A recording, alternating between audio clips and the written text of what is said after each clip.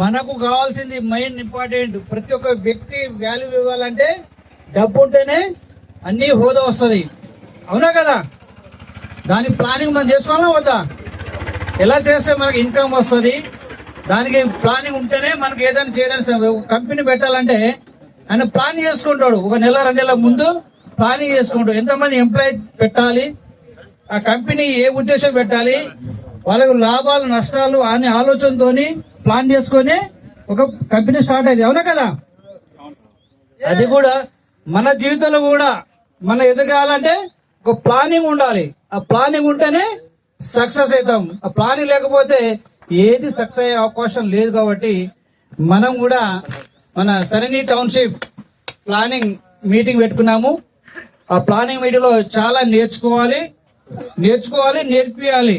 మనం ఎలా నేర్చుకున్నామో మనం వచ్చిన కొత్త టీం మార్కెటింగ్, ఆ మార్కెటింగ్ వాళ్ళకు లైఫ్ ఇవ్వాలి. మనం ఎలా లైఫ్ లో సెట్ అవుతున్నామో అదే విధంగా మన టీం కూడా వాళ్ళకి సెట్ చేసి వాళ్ళకు కూడా 10 మందిని లైఫ్ ఇచ్చేటట్టు నేర్పిస్తే వాళ్ళు కూడా సక్సెస్ అవుతారు. మన జీవితంలో మర్చిపోరు. అవునా కదా? అవునా కదా? ఈరోజు మన వెంచర్ చూసారా? మన సైడ్ విజిట్ చూసారా? చూసాం. ఇది టోటల్ గా 25 ఎకర్స్ మన సైడ్. మన కంపెనీ పేరేంటిది? సెరెనిటీ టౌన్షిప్ కదా. ఎందుకంటే ఒక టౌన్షిప్ ప్లాన్ తోనే ముందుకెళ్తున్నాం. మన వెంచర్ ఏ ఏరియాలో ఉంది? జనగాం ఊరా జిల్లానా? డిస్ట్రిక్ట్ కదా. ఆ డిస్ట్రిక్ట్ టౌన్ కాబట్టి మనకు ఫ్యూచర్ బ్రహ్మాండంగా ఉంటది. మనం ఎందుకంటే గతంలో కొన్ని జిల్లాలో చూసుకుంటే వాటి రూపంగా మారిపోయే అవకాశం ఉంది. కాబట్టి మనం ఇక్కడ అన్ని సర్వే చేసిన తర్వాత అక్కడ లేఅవుట్ వేయడం జరిగింది. అవునా కదా సార్? ఎందుకంటే ప్రతి ఒక్క కస్టమర్స్ కష్టపడి రూపాయి కూడగొట్టి ఒక ప్రాపర్టీ మీద పెడితే వాళ్ళ పిల్లల భవిష్యత్తుకి బాగుంటుంది. అవునా కదా? ఆ దృష్టిలో పెట్టుకొని ఇక్కడ వెంచర్ వేయడం జరిగింది. ఎందుకంటే మనం ఈ వెంచర్ కి కావాల్సినది ఎవరు? పిల్లర్ ఎవరు కావాలి? మార్కెటింగ్ కావాలి. మార్కెటింగ్ లీడర్ అయితేనే మనకి ఏదైనా సాధించే అవకాశం ఉంది, ప్రాజెక్ట్ క్లోజ్ చేసే అవకాశం ఉంది. దీనిలో చాలా ఉంది. చాలా ఈ రోజు నేర్చుకుందాం. వచ్చే ప్రతి మార్కెటింగ్ కూడా మన తీసుకుపోయి నేర్పించడం జరుగుతుంది. ఎందుకంటే ఇక్కడ జనగామ అనేది ఒక డిస్ట్రిక్ట్ కాబట్టి మనం ఈ ప్రాజెక్ట్ క్లోజ్ చేయాలంటే మనకు కావాల్సింది కంటే న్యూ మార్కెటింగ్ అంటే బిజినెస్ కొత్త వారు. ఎందుకంటే ఇప్పటి వరకు ఎంతమంది ఎంప్లాయీస్ ఉన్నారు ఇక్కడ? గవర్నమెంట్ ఎంప్లాయీస్ ఎంతమంది ఉన్నారు ఇక్కడ? చేయలేపండి సార్ ప్లీజ్. గవర్నమెంట్ ఎంప్లాయీ ఉంటే చేయలేపండి. 1 2 ఇంకా మేడం 3 ఇంకా. ఇక్కడ సగటు వయసు చూసుకుంటే టోటల్ గా 150 మెంబర్లో 3 మెంబర్ మాత్రమే ఎంప్లాయీ. మిగతా వాళ్ళు అమ్మా రిటైర్డ్ ఎంప్లాయీ కూడా. రిటైర్డ్ ఎంప్లాయీ ఎంతమంది ఉన్నారు? సారీ ఇప్పుడు ఒకటి. ఓకే, రిటైర్డ్ ఎంప్లాయీ ఒకరు, ఇప్పుడు ప్రజెంట్ ఎంప్లాయీస్ 3. ఎంప్లాయీ ఎంతమంది పోషిస్తారు నాకు కావాలని? ఒక ఎంప్లాయీ వాళ్ళ కుటుంబం అనే పోషిస్తారా, లేకపోతే వాళ్ళ రిలేషన్స్ అన్నదమ్ములకు పోషిస్తారా, లేదా వాళ్ళ కన్న తల్లిదండ్రులకు పోషిస్తారా, లేకపోతే పక్క పాలలకు పోషిస్తారా, లేకపోతే అక్క చెల్లెళ్లకు బాబమ్మర్దులకు పోషిస్తారా? ఎంతమంది పోషిస్తారండి ఒక ఎంప్లాయీ? ఓన్లీ వాళ్ళ ఫ్యామిలీ మాత్రమే. అవునా కదా? ఏదైనా కూడా శాలరీ మీద ఇన్కమ్, ఎందుకంటే శాలరీ వస్తేనే ప్రతిదీ చేయడానికి అవకాశం ఉంది. ఇక్కడ ఇది మార్కెటింగ్ మన రియల్ ఎస్టేట్ చేయాలంటే చదువుతో పని ఉందా సార్? కలర్తో పని ఉందా? హైట్ ఉందా? హైట్ కావాలి లేకపోతే లేదని ఉందా? అవునా కదా? హైట్ తో సంబంధం లేదు కదా. ఎలాంటి హైట్ తోని దీన్ని ఆడవాళ్ళు చేయాలి మగవాళ్ళు చేయాలని ఉందా? రూల్స్ ఉందా? దీని క్వాలిఫై ఉందా? డిగ్రీ పట్టా కావాలి, ఇంటర్ పట్టా కావాలి, 10th పట్టా కావాలి, ఉందా? లేదు కదా. ఈ రోజు నెంబర్ 1 ఉన్న పొజిషన్ ఎవరున్నారు? జాబ్స్ ఉన్నారా? రియల్టర్ ఉన్నారా? నిన్న హైదరాబాద్ లో కోట్ల వ్యాపారం చేసే వాళ్ళు ఎవరు? రియల్టర్ కదా. అందుకనే మనం కూడా దీనికి ఎలాంటి స్టడీతో సంబంధం లేకుండా, ఎవరితో సంబంధం లేకుండా డబ్బు సంపాదించాలంటే ఒక కంపెనీ నమ్ముకొని పనిచేస్తే మనం అనుకున్నది సాధించుతాం. అవునా కదా? ఎవరైనా అంతే, ఏ కంపెనీకి అయినా వెళ్ళాను కదా, 10 కంపెనీ వెళ్ళిన వ్యక్తి ఎదుగుతాడా? ఒకటే కంపెనీ నమ్ముకున్న వాళ్ళు ఎదుగుతారా? చెప్పండి సార్. ఒకటే కంపెనీ నమ్ముకుంటే మీరు అనుకున్న డ్రీమ్ సాధిస్తారు. కంపెనీ గాని, మీరు గాని, మీ విలేజ్ గాని, మండలం గాని, జిల్లాలో గాని ఎక్కడైనా కూడా సాధించే అవకాశం ఓన్లీ 1 కంపెనీలో వెళ్తేనే మనం సాధిస్తాం. అవునా కదా? కానీ 10 కంపెనీలు జరిగితే పేరు వస్తుందా అండి? వస్తుందా సార్? వస్తుందా? రాదు. ఎందుకంటే మనం కూడా కంపెనీ గురించి మాట్లాడాలంటే 10 కంపెనీలు జరిగితే ఆయన ఎవరు వాల్యూ ఇవ్వరు, ఆయన టీం నిలబడరు. టీం ఉంటే ఎదుగుదల. అవునా కదా? ఒక ప్రాజెక్ట్ గాని, ఒక కంపెనీ నడవాలంటే ఒక 100 మంది ఎంప్లాయ్ కావాలి, అప్పుడు కంపెనీ నిలబడుతుంది. ఇది కూడా అంతే. మనం కూడా నెంబర్ 1 పొజిషన్ అంటే టీం వర్క్ ఉంటేనే, టీంతోనే మనం ఏదైనా సాధించే అవకాశం ఉంటది. కాబట్టి మన టీంతోనే ప్లాన్ చేసుకోవాలి. అందుకనే న్యూ టీమ్ రిక్రూట్మెంట్. ఎందుకంటే చాలా మంది ఉపాధి లేని వాళ్ళు చాలా మంది ఎంప్లాయీస్ ఉన్నారు. చదువుకున్న స్టూడెంట్ డిగ్రీ పట్టాలు చేపించుకొని రోడ్ల మీద తిరుగుతారు. వాళ్ళకు ఉపాధి కల్పించాలి. చాలా మంది అటు ఇటు శాలరీ లేక, జీతం చేయలేక, ఒక చిన్న ప్రైవేట్ జాబ్ చేయలేక, వాళ్ళకు చేసినా కూడా 10-15 శాలరీతోని ఏదైనా సాధిస్తారని. ఒక ఎంప్లాయీ ప్రైవేట్ గా జాయిన్ అయితే ఆయన ఏం సాధిస్తారని? ఒక ఇల్లు కట్టగలుగుతాడా? ఒక లగ్జరీ ప్లాట్ తీసుకుంటారా? ఒక కారు కొనగలుగుతాడా? వాళ్ళు అనుకున్న డ్రీమ్ బ్యాంక్ బ్యాలెన్స్ పెట్టగలుగుతారని? ఏది సాధ్యం కాదు. కాబట్టి మనం ఎందుకంటే ఏదైనా సాధించాలంటే ఒక కంపెనీ నమ్ముకొని, ఒక లీడర్ మిమ్మల్ని పిలిపించారా లేదా ఎవరొకరు? ఎందుకంటే నేను చేస్తున్నాను, కంపెనీ బ్రాండెడ్ కంపెనీ, మంచి కంపెనీ, మన ఫ్యూచర్ ఉంది, బాగుంది, మనం బాగుపడతాం, మన పిల్లలు బాగుపడతారు, మనం కూడా 10 మందిలో మంచి పేరు తెచ్చుకుందాం అన్న ఆశతోనే మిమ్మల్ని పిలిపించారా లేదా? మనకు ఎవరు రిక్రూట్ చేశారు? వాళ్ళే దేవుళ్ళు. అవునా కదా? ఆయన తీసుకొచ్చి మంచి పనిగా, చెడు పనిగా? మంచి పనే కదా. ఆ మంచి పని అప్పుడు మనం తీసుకొచ్చిన హెడ్ మాట వింటే మనం సక్సెస్ అవుతాం. ఎందుకంటే ప్రతిదీ చెప్తాడు.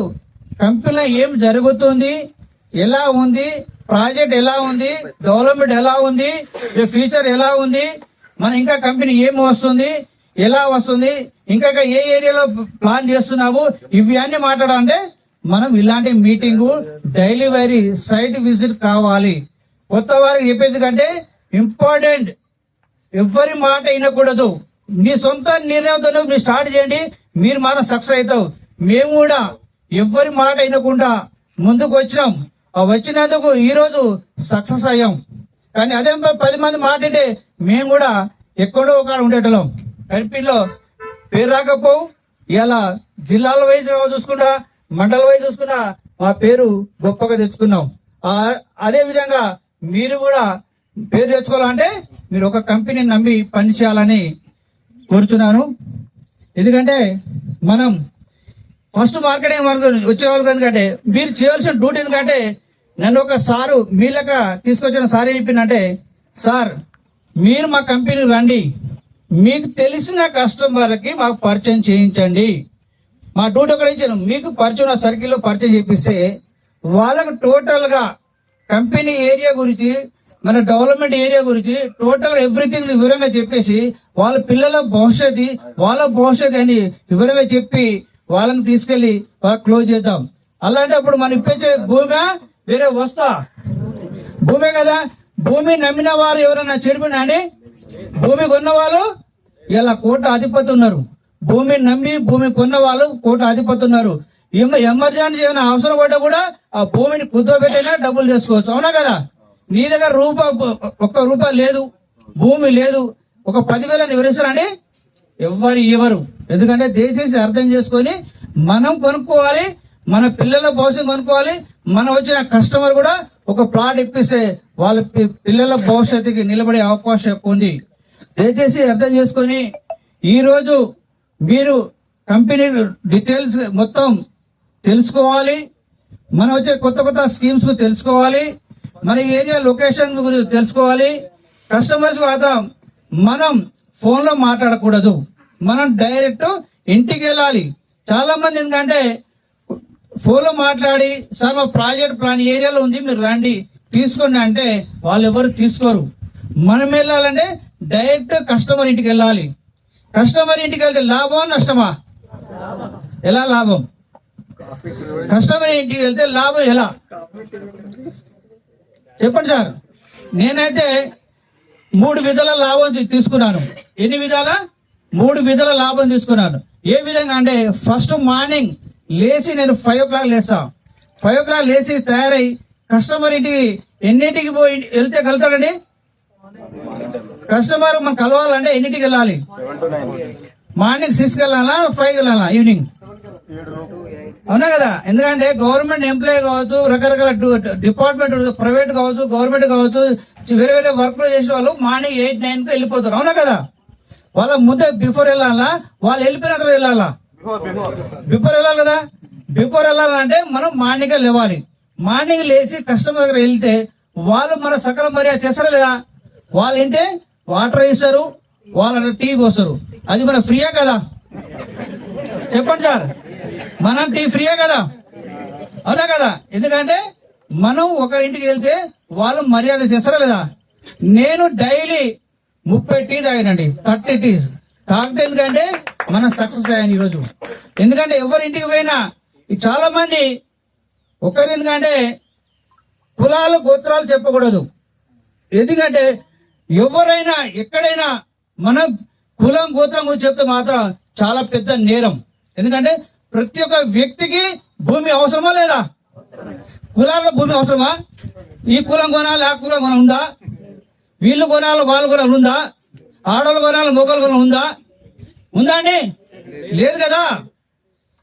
అది అనకూడదు. మనం ప్రతిసారి వెళ్ళాలి, కష్టమైన ఇంటికి వెళ్ళాలి. ఎవరైనా ఉండని పేదోడున్న మంచినీళ్ళు పోసి తాగి రావాలండి. ఉన్నందుకు పోతే బిర్యానీ, పేదోడికి పోతే వాటరా అని చాలా మంది ఎగతాళి చేసిపోయాడు. తప్పు. మన కస్టమర్ ఇంటికంటే నేను వెళ్ళానండి. నేను వెళ్ళి కస్టమరు నేను ఎందుకంటే నాకు 2000 సంవత్సరాలు నాకు బైక్ లేదు, కారు లేవు. ఓన్లీ దేవుడిచ్చిన వరాలు 2 కాళ్ళు. ఈ 2 కాళ్ళతో నేను నడిచాను. బస్సుకి వెళ్ళాను. బస్సుకి వెళ్ళిన తర్వాత సేల్స్ స్టార్ట్ అయింది. సేల్స్ స్టార్ట్ అయిన తర్వాత 2 వీలర్ బైక్ తీసుకున్నారు. 2 వీలర్ బైక్ తీసుకొని వర్ధనపేట పక్కన ఒక విలేజ్ లో వెళ్ళిన తర్వాత కస్టమర్స్ వాళ్ళ పేద పూర్ ఫ్యామిలీ, వాళ్ళ తల్లిదండ్రులు మాత్రం కొడుకులు విదేశాల్లో జాబ్ చేస్తున్నారు. వాళ్ళు పెద్ద మనుషులు సార్ వచ్చిందని చెప్పేసి తహతాలాడి వాళ్ళు ఇద్దరు మాట్లాడుకుంటారు. అరే సార్కి ఏం ఇవ్వాలి, ఏం పోయాలి, ఏం తింటాడా తాగుతారా లేదని చెప్పి వాళ్ళ భయం. ఆ భయంతోనే వాళ్ళు ఉన్నారు. అయితే నేను నాకు అబ్జర్వ్ చేసిన, ఏమైంది అమ్మా, ఏం తాత అని అడిగినా.